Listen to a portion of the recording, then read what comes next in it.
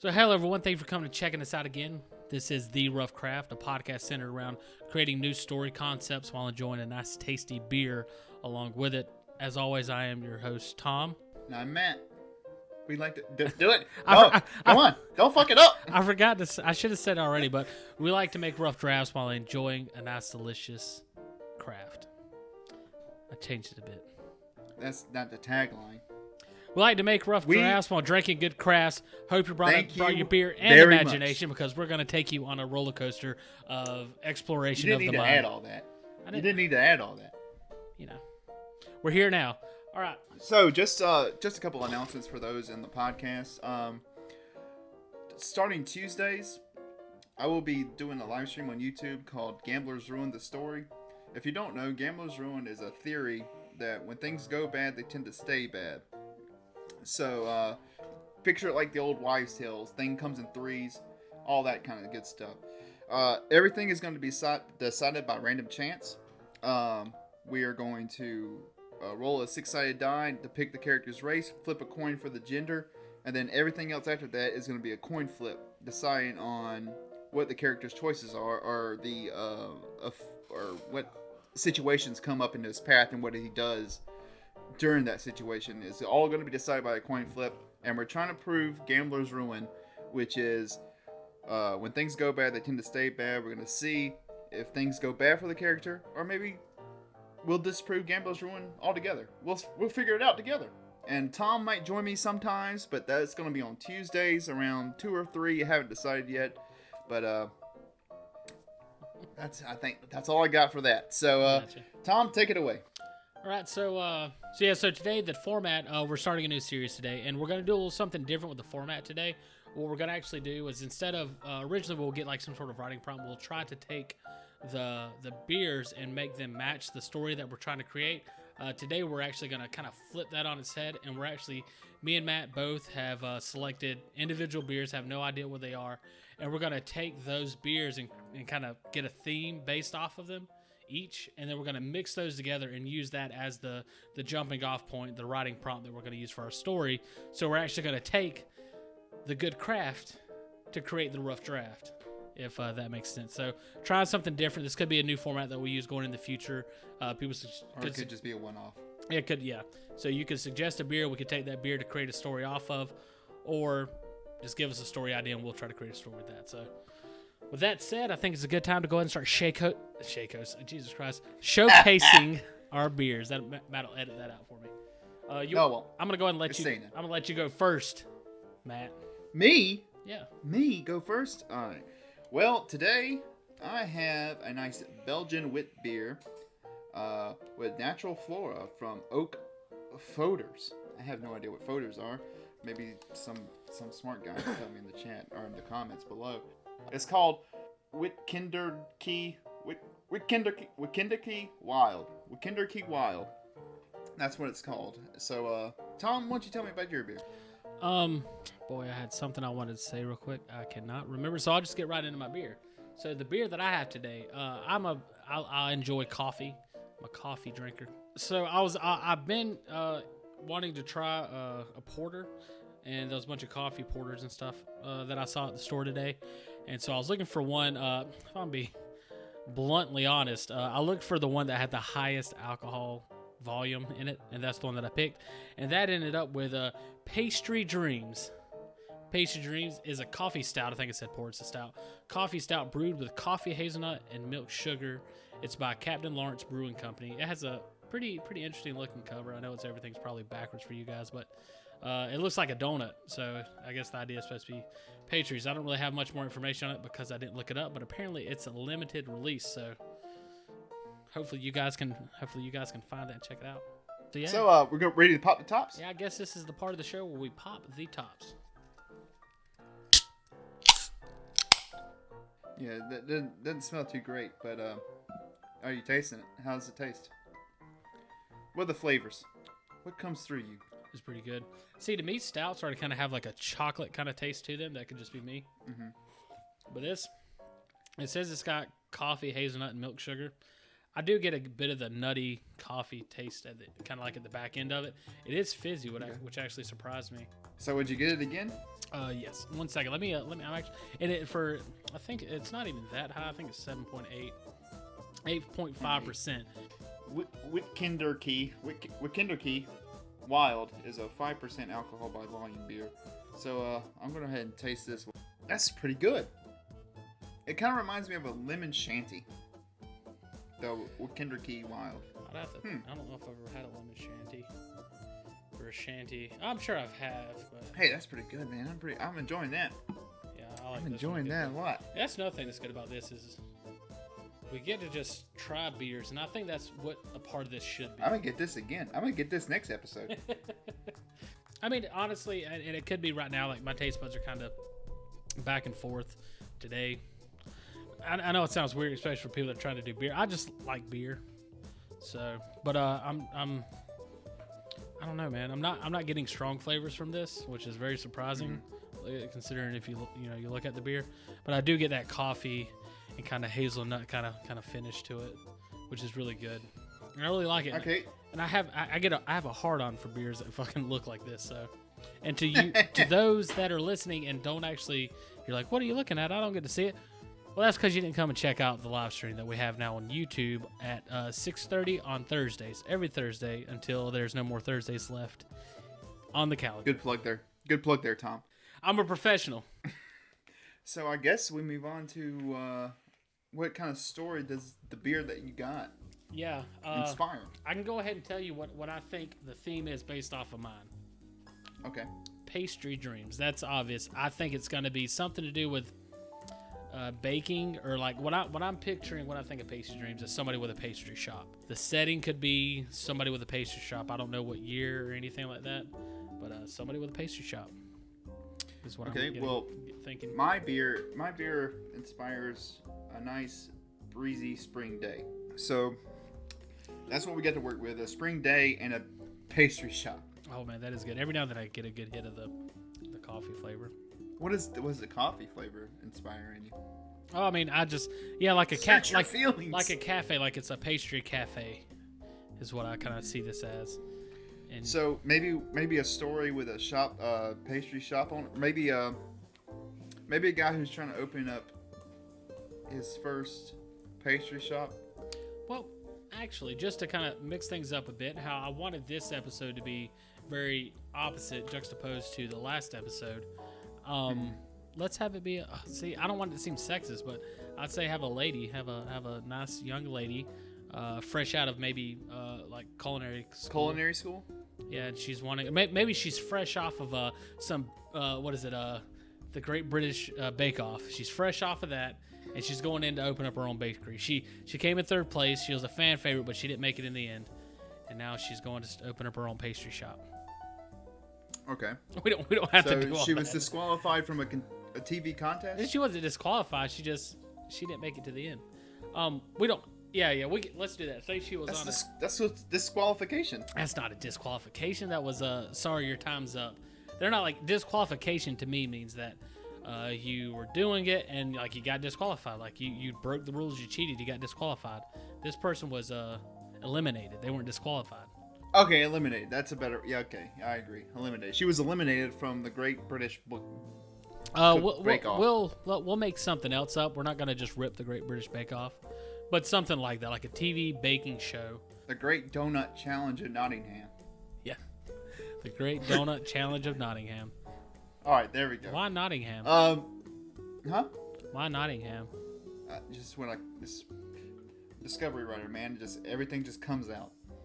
I was thinking about changing it from Nottingham to something else. So I would say the Great Donut Challenge of Dornshire. Dornshire? Yeah, man. Is that a real place in the... Probably. Dornshire. Are you going to look it up? No. All right, so she wins the Great... No, she is eliminated from the Great Donut Challenge. Third place, which is good. Third place? Yeah. Well, let's give her... Well, that's good. Okay, well, all right. Well, so she's eliminated from the Great Donut Challenge in Northern Oh, wait, hold on, no. She'll be the first contestant eliminated. Okay, yeah, okay. That's what I was hoping That's- for. I was that's- hoping for That's underdog story That's more after fun. after she was humiliated on national TV. Why did she get? Why did she? Oh wait, well, how does your part, your beer? How does that work into the story? Because she was trying something different. She was trying a chocolate, lemon, raspberry donut, and it was a completely So, hold complex on. recipe. So your beer is gonna fit into this story based off of the one pastry that she did that got her eliminated from the show. That's the only part that your beer is gonna play in this. No, story. it's gonna. I feel like it can add more. Okay. But it's gonna be subtle themes, not an overall theme. Because like your beer takes over the overall theme. She's a pastry chef. Okay. I feel like my beer should be subtle because the flavors are subtle. I don't know. You seem to think they were pretty popping. It's fucking good, man. But I'm willing to take stability. Dude, I just want to reiterate, I really enjoy doing this. I love, like, it's the same thing every time. Before we get started, I'm like, man, I don't know what to do. I'm so worried about it. And just like, I think just working with me and you working together, I think doing this more often, stuff just starts clicking. I was like, this is going to take forever. We're already like a good bit into it, already kind of got our character defined. What's her name, by the way? Julie. Ooh. Wow. No, It's the first thing that popped in my head. okay, that's a good name. Julie Wayne. Julie Wayne. Yeah. Okay, from Dornshire. Julie Wayne from Dornshire. Is Wayne her last name or is that her middle name? It feels like a middle name. What, Julie Wayne? Oh, Julie Wayne Dornshire? No, Born in Dornshire? no, that's not. Oh man, I don't want to agree to that, but it's been said. No, I think Wayne's. That sounds like a Julie Wayne, like a Julie Ann. Wayne doesn't sound like a last name to me. That was Batman's last name. Fine, Julie Wayne. That sounds so fucking redneck and country. I guess Dornshire. You'd think it was going to be in Britain. It's actually in the deep south. It's actually in Gotham. Hot damn, Julie Wayne, get in here and make another donut. Okay, Paul. All right, we calling it Dornshire. Yeah, Dornshire. So Julie Wayne from Dornshire was the first contestant eliminated. Mm-hmm. And what was the donut she made? The first competition was make your signature donut, the thing that's going to make you stand out and show who you are as a donut chef. And Yeah. she tried to diversify herself. She didn't go with her signature donut. She tried to go with something that she thought would be more out there and just have more character to it. She wanted to stand out. She wanted to stand out, exactly. And she went with her lemon raspberry chocolate supreme donut. chocolate. It's where you feel. Yeah, that's where you feel the donut 1/3 of raspberry, 1/3 lemon, and 1/3 chocolate. I don't know if that's real or not. I just made it up, but that's the one that Julie Wayne was always making over in Dornshire. So I mean, it's got to be real. What did I call it? The lemon raspberry supreme? Lemon raspberry chocolate supreme. Yeah, the LMC Supreme. I mean LRC. That doesn't sound good. Yeah, LRC supreme. How about the LRC Supreme? This is a detail that doesn't matter. It doesn't. She tries to make the LRC supreme. Mm-hmm. And she fails miserably. Well, that's what I was gonna say. Did she actually execute the LRC, or did she just do a terrible job with it? I like to say she got 2/3 of the LRC finished, but her lemon cream didn't set right. Yeah, I was gonna say what I kind of like the idea of is this. To her, this was her most complex donut, and she thought she was like, a donut like this, average, it kind of helps show off a little bit. You need a lot of time to be able to prepare this donut, and she wasn't able, like you said, get it done completely, where she thought she would. She hit too many snags along the way, and she just wasn't able to get it completely finished. And whenever she announces it, she was like, it's the lemon raspberry chocolate donut. And they're like, there's no chocolate in here. And then like one of the judges is like, honestly, honey, if you wouldn't have said there was chocolate in here, we would have never known, and you probably wouldn't have had such bad marks. But because you said there was chocolate supposed to be in here, and you didn't execute your design, you're out, honey. You fired. You fired. Trump judge? in this universe? No, that wasn't Trump. Oh. That was Gerald Truman. So what does her character do after she's eliminated? Does she so what is her issue? What's her backstory? Why did she even try to come on this contest? Well, she went to culinary school and she did really really well in culinary school, and so I don't want to say she built him an ego, but she had confidence and very well deserved confidence. She just tried too hard in that early competition, and now she feels like that's what people are gonna remember about her. Everybody in the country saw that, and so that's what she thinks people see her as, is that failure. So we're just gonna pick up right there with her getting eliminated from the contest. Oh no, I mean, we feel. I was gonna go in a little bit more with it and just say that All right, go ahead. She got out. She has graduated culinary school. She always dreamed of opening a bakery, and that was her plan. She already had the money saved up to open the bakery. This opportunity came up. She was like, this will help me get that started and basically give some publicity for it. But she was going to do it either way. So pretty much after the falling out of the show, she just goes back to what she was planning on to doing already. Now with the weight of the failure of the show on her shoulders, she's now opening this pastry shop. And she does. Everyone knows her as the contestant who got eliminated first. So it's a bit of her trying to prove that doesn't represent her. Mm-hmm. This doesn't represent me.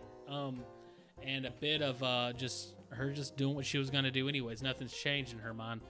So what's the pastry shop called? How about Little Donut of Nottingham? No, that's not too long of a name.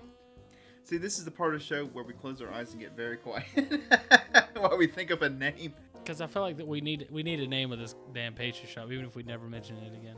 LRC Donuts. Or LRC Baked Goods. Why would she name it after a donut that's not even necessarily her signature donut? Because it's always a reminder of her failure and her willingness to come back from it. That's a dumb idea to name your store after your greatest failure. I'm just saying. I wouldn't do that. I get the idea of the reminder, but I think it's setting yourself up for failure doing something like that. Because everyone would remember it. I'm personally trying to think of a sweet pun, like donut. I can't think of one. I'm trying to think of one, like do not, but donut tell me what to make. See, I honestly want to almost name it after this beer, Pastry Dreams, but I don't want to do that. There we go. That's it. Pastry Dreams. I don't want to steal the name of this beer for this thing. How about it's pastry? We're not going to fucking Blackbeard this. How about it's Pastry Dreams? How about Donut Dreams or Dough Dreams? Dough Dreams? Yeah. Okay, Dough Dreams. That's the name of the shop. You happy with that? No. But we're going with it. I have a strong feeling. See, it's names like that causes her to not win that competition.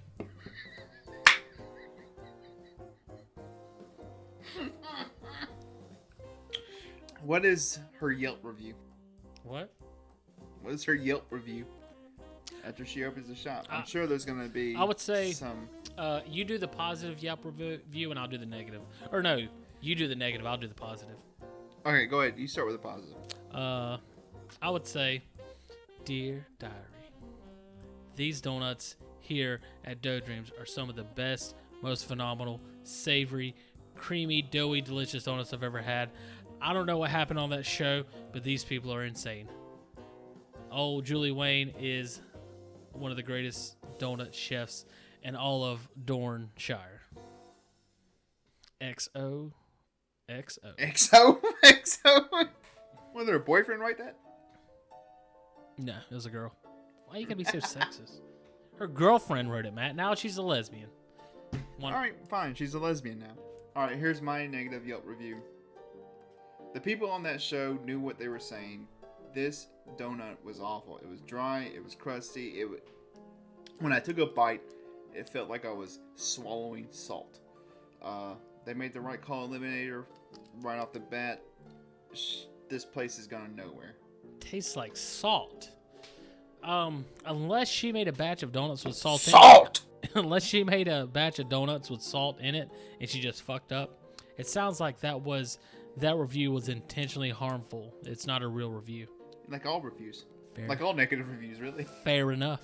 They maybe, and then she replies back. She's like, "Sir, I try to refund you the donut. You ordered the sweet dreams are made of these donuts, and then I gave you the who am I to disagree donut, and then I don't know. I'm trying to make a joke. The person is It's not going very good. no, it's not. No, it's not. Don't worry, we'll cut it. No, we won't. I'm just shaking my head right now. And we won't. But yeah, it's a disgruntled employee or customer. She was like, I'm an Instagram star. If you give me a free donut, I'll talk about you on Instagram. And they're like, no, we're not gonna do that. And then it's like, bad Yelp review. Bad. Yeah, it was someone trying to extort them for money. Mm-hmm. It was the For a good mafia. review. It was the mafia.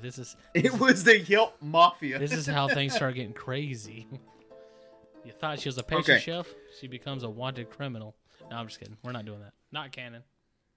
Okay, so not canon. So let's go ahead and go from the beginning.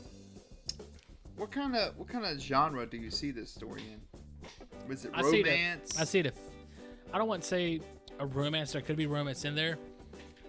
I see it like a feel-good movie, like a movie of kind like of a dog. Was it? Dog's Journey. No, it's like a Slumdog Millionaire. Yeah, I guess I never saw that movie. Me either. I just came up with the name. But yeah, Pursuit of Happiness. Yeah, I don't want it to be like Pursuit of Happiness. That movie's so sad.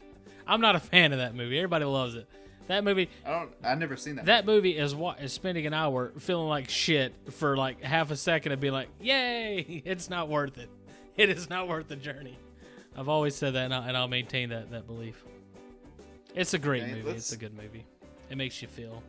But I'd say a feel-good movie. Like, yeah, like, you know, you see this woman constantly trip up, and she's young, and she's a go-getter. She's thinking she's in a position that she's overconfident, kind of. She thinks she's... Then she gets humbled after being eliminated? Yeah, well, a little bit. And I think that's their journey. She gets humbled and humbled and humbled.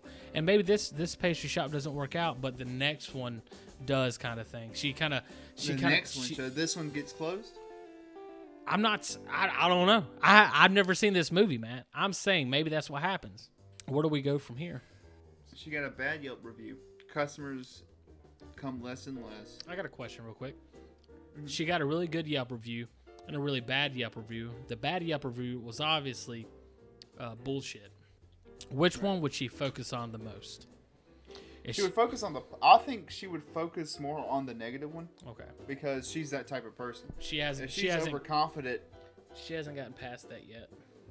Yeah, if she's overconfident, she was overconfident until she got eliminated, and then when the bad Yelp review, she just keeps focusing on the bad reviews. It's like someone got a old crusty donut, stuff like that. So okay, she keeps focusing on that. Her work quality declines. The donuts are or the baked goods are, not as good. So maybe her shop does end up closing. Well, the direction I was going to say is, I would say she kind of keeps doing things the same way. I would say she gets steady business. She's doing well, all things considered, but she's not blowing up like she was hoping she would. And so she expected herself to be like the biggest thing in this town. She thought she would just be, amazing. Once people got a chance to have her donuts, word would just spread and she would be amazing. And that's not happening for her. And so she's starting to think, maybe I'm just mediocre. Maybe she's getting steady business. She's doing good. Anybody would love to be in her spot as far as a small business owner. And she's just not satisfied with it enough. And it starts eating at her, and like the Yelp review and stuff, it starts coming back to her. And she just, I don't want to say gets depressed, but she starts getting really down on herself. She's not necessarily, her work's not, she's just not up to the standard that she wants. And basically, she's wanting more than what she's earned, kind of, in a sense. So I would say it'd be good to bring in another character that is introduced as kind of a person that basically end up giving her like a wake-up call, kind of like through their journey together, she's able to see how great things were for her. I don't know who that person is or how that, but that's kind of the idea. Maybe, or we maybe could do that's her. No, I was gonna say maybe that would be her pastry chef teacher. Maybe that would be her pastry instructor that comes in and say, "Hey, I saw you on the show. You were great. I'm sorry it didn't work out with the LRC Supreme, but I heard you opened a bakery shop, so I'd like to try some of your baked goods because I know you were really good. And see, at this point, she's defeated. Yeah, she's done really poorly. Her quality has suffered because of it. So the teacher tastes a piece of cake, and it's really bad. It's salt. She tastes salt. I just don't get this salt thing. Like, who's throwing salt? Because she mixes up the sugar. Okay, then yeah, okay, fair enough. With the salt. I just feel like that has to be intentional. And the teacher's why like, does she have salt in a pastry shop? I don't know. Maybe you need salt still. Sometimes you need salt, man. Yeah, I don't know. Does her teacher come back in and try to rebuild her? What's the name of the teacher? What's his or her name? And is there a romantic connection? No romantic connection. No romance. I had like a name, but I didn't like it. It was Mrs. Cloudbottom. It just popped in my head. Cloudbottom? Cloud. That sounds like an English name. Cloudbottom. Cloudbottom? That sounds like an English name. It sounds like a fucked up tooth English name. Rachel Cloudbottom. Yeah. I don't know if you want to use that. Yep, Rachel. I can't get it out of my head now, so I can't come up with another name. So if you want another name, you'd have to do it. Cloudbottom. Alright, so Rachel Cloudbottom comes in and helps her. Alright, so Rachel Cloudbottom comes in. She helps her out. Maybe she hires in until Julie gets back into her groove. Maybe Rachel comes in as the head chef. Let me ask you a question real quick. And retrains her as her sous chef. Okay. So, do you see this as being a one-off episode or a multi-parter? Because I kind of feel like this is going to be we're 37 minutes in now, but I don't see this going that much further. I don't know. It's we'll just no. This is a one-off. We'll fill it out, but yeah. So I see like her coming in and I feel like there's going to be like a part where like she's trying to help build her back up and everything. At this point, she's retired, but she tells her about her early foray into having a pastry shop. She had one of her own, and it didn't go as well. It's a very similar situation. She was gung-ho coming in, thinking the world was her oyster. The economy just wasn't good whenever she was there. So nobody had a need to come and buy donuts and pastries and stuff. So she just wasn't able to do it. So despite her skill, it just never worked out. And then that's when an opportunity of teaching came up, and that's what she ended up moving into teaching. And she doesn't want this person that she sees so much potential in following down the same path, especially when she's not doing bad. She's mildly successful, She just has to, get that confidence back in her. Does Rochelle Cloudbottom builds her back up? And how about the way to prove that she's back, that Julie's back into her tip-top physical? I see this like a made-for-TV movie on like. It is. It's. I mean, it's not the greatest thing we've ever came up with. No, not at all. But man, we could have done better. Yeah, but hey, it is. That's hip hop, baby. She comes back from that, and she enters into a new contest. Now it's not like a national TV contest. Like she feels good. Like she feels like she's got her confidence back. So she goes into a like a small town contest. Yeah. Like a state, not a state farm, like a county fair farm. A county fair. Yeah, county fair. And she enters in that, and she's like, you know what? Oh, this is where we can bring up her actual signature best donut. That's what she does this time. She does her best donut. It's just a simple donut. I don't know what it is yet, but it's a simple donut, and that's what she does this time. She doesn't try to go over the top my beer and overcompensate or anything. She goes with her simple best donut and a lemon custard donut. Doesn't sound that simple to me, but I was thinking more of just I'm confident that's pretty simple. Okay. Lemon custard donut. She makes a lemon custard donut. Right. And it's made from the freshest ingredients, the freshest flour, She grinds it up herself. She only has 30 minutes, and she makes it. She grinds it. Simple as could be. She gets the flour. She goes down to the farm. She's like, hold on a second. She grows the wheat, right? And then she takes it back to the mill. She grinds it up herself. And then she gets there. She's like, forgot to have lemons. So she goes and plants a lemon tree. She nurtures that lemon tree all within 30 minutes. Grows fresh lemons. No, she does all that. She plants the wheat. She plants the lemon tree months before the state fair. Ooh, I got an idea. And then picks it and grows it and grinds it herself. Because everything she does is fresh ingredients, better pasta. Better pizza, better ingredients, or whatever. You know what the Papa Papa John's. says. Just kidding. He ain't there no more. Here's an idea. We do not know what the Papa says because that will get us banned from YouTube. Here's the idea that I kind of like is this actually isn't her donut. This is Miss Butterbottom, whatever her name is. Cloud Bottom. Uh-huh. Okay. This is actually one of her signature donuts. So this is kind of her living vicariously through her student. And so throughout the movie, this could take a long period of time. Who knows how long it is? Should be us, but we don't. And the things that they go through, the small steps to create, it's kind of like in Karate Kid, how they have the wax on, wax off scene. You ever seen that? Mm-hmm. And then like during like the fights, the wax on, wax off ends up being stuff that he actually uses in the fight, and it all triggers, and he understands. These are like growing the tree, going and nurturing, and like these are small things that she shows her to do, separate from baking, and none of it makes sense until it gets to that moment, and she's there with all these fresh ingredients that are organically grown by her own hand, and she understands the key to it all. Once she gets to this point, she understands it's the time, the effort, the energy, the love put into each of these donuts. Doesn't matter how simple or complex it is. You know, it's the fresh ingredients, just the care that's put into it all, and she takes fresh that. Ingredients. Yeah, and that's what Better pizza. Papa. Beep, that's what it takes for her to be. And she realizes she doesn't care if she's the most famous, successful baker in the world. All she cares about is having the best quality donuts that she can make, and as long as the people. And then there's like I feel like we're already here now. She wins that competition, guys. By the way, so there's a closing scene, and she gets the blue ribbon.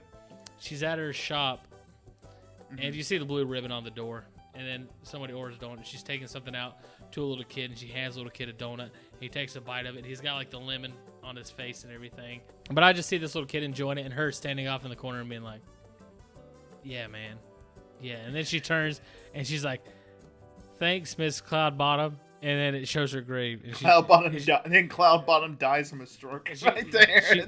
I wouldn't say she does it right there, but she's already died. Okay, I would say before the competition she dies. Yeah, okay, yeah, she dies right before the competition, gives her a little shake in her confidence, but she's like, no, I gotta do this for Cloudbottom. I gotta do this for Cloudbottom. Well, ladies and gentlemen, that was story. This story is fucking dumb. Give me. It's not a bad story. I've seen worse on. It's a feel-good story. It's not something that probably our audience would enjoy. It's not something I'd enjoy. But again, that's the exercise we're doing here. That's the whole point of this, to get us out of our comfort zone, do something we'd never do, and just try and exercise. Like, we're making fun of this stuff, but this could be actually, I think, could be a really good serious story for the right people.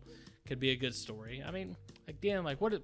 Maybe for Hallmark, for a homemade TV. Yeah, the Hallmark Channel. Like, this is the kind of, they eat this shit up. Like, I mean, and that's what I'm saying. Like, this is better than some of the crap I've seen them do on there. I don't want to get into it, but it involves a lot of young girls dealing with a lot of shitty stuff. Like cyberbullying. Who deals with that anymore? Well, I mean, actually, nowadays, I think cyberbullying for girls is pretty. I would hate to be a fucking 13-year-old girl today. All right, ladies and gentlemen, that is the Rough Craft this evening. So the story, I think the name of the story would be called Dough of Dreams. You agree with that, Dough of Dreams? Dough Dreams or Dough of Dreams? Dreams of Dough. I want to find the Field of Dreams reference here. Go ahead. It's going to take a long time. So the name of the episode right now is Do It Dreams. I'll probably name something else by the time the podcast is up. Anyway, that has been the Rough Craft story Sure for the has. evening. This is a one-off. Yeah. And we'll be back with a brand new series next week. Yeah, and you know, these different stories, some of them again will be 3-part episodes, 5-part. Some of these might take a long time. Some of them will be fucking duds. Some won't be duds, you know. But it's all a part of the process, you know. It's all just creating, practicing, coming up with new ideas, you know. And again, like, you know, if you listen to the introductory episode discussing me and Matt and our process and the things that we like, this is very, very, very much out of our comfort zone. I would say out of everything we've ever done during the test episodes, building up and everything, I think this is the most out of our comfort zone story we've ever done. Yeah, I mean, you could tell because there's not as much excitement, not as much attention to detail. It's like this happens, this happens, this happens, this happens, and we're done. And, you know, and I hate to kind of do that badly for, like, just, it's given the story in the episode not as much effort as it deserves. But at the same time, you know, that's what it all is. Like, you know, you don't get, I've never thought of this kind of story before, so I'm not going to be great at it the first time I do it. And that's what everything is. It's all work, all practice. You don't, you know, the first time you write a book, you're probably going to have to read it and then rewrite that shit again. Am I right, Matt? Yep, every time. And I just noticed that I don't know which mic OBS is picking up, but I think my audio has been playing over twice because it was picking up my camcorder. It was picking up my webcam audio and my mic.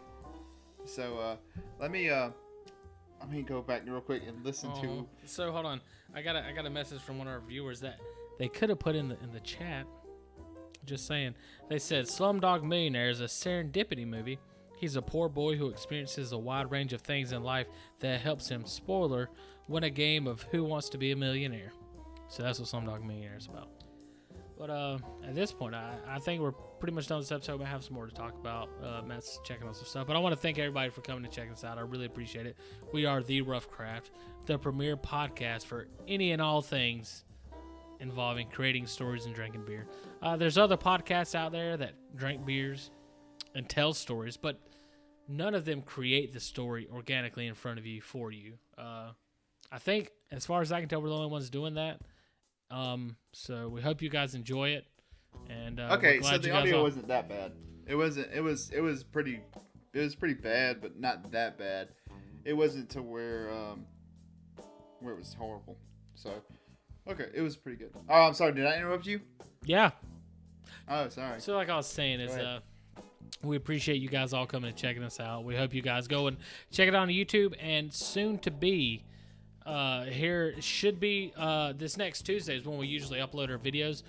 If everything goes according to plan, we will be having it released on majority, hopefully at least the top 5 podcasting locations: Spotify, iTunes, Google Play, Stitcher, iTunes, all of those sort of places you should be able to go and find the podcast hopefully next Tuesday. I would say we'll put on the podcast when the podcast comes out on like Stitcher and all that stuff and Spotify. I say we'll put it out weekly. I guess we can put all 5 up at the same time, but I would say the initial 5. That's the plan. I originally wanted to be able to have a set amount before we start to trickle them out so we're ahead of ourselves. But yeah, we're just gonna. I like the idea of releasing these 5 bulk. We have an introductory episode to show them what we're about, a good fantasy story that's more our bread and butter, to give a good full understanding of kind of what our best is. Kind of, it'll always get better, and then a very different one that is completely out of our comfort zone to just kind of show the range. So I think with these 5 episodes, it gives you, you know, as good or bad as it is, it gives you a good base idea of whether you want to listen to us or not. So at this point, if you're hearing what I'm saying, either you skipped the last 4 episodes, or you seem to like what you're hearing and you're like, this episode, I'm done. But we'd like for you to stick around, man. We have a really good time doing this. Drinking beer and telling stories. It's something that humans have been doing for millions, not millions, Jesus Christ, for hundreds of thousands of years. And but something we really enjoy doing, and we enjoy doing it with you guys. So thank you for coming and checking us out. Yep, we do. All right. Well, anyway, that's it for the Audacity recording. Well, 1 second. Let me do this. Thanks, everyone, for joining us on the Roughcraft Podcast. This has been Matt. And Tom. And we will see y'all next week, 6:30 live on YouTube. Or if you're a podcast listener, we'll see you next Tuesday at 6:30. Have a good one, guys. Bye.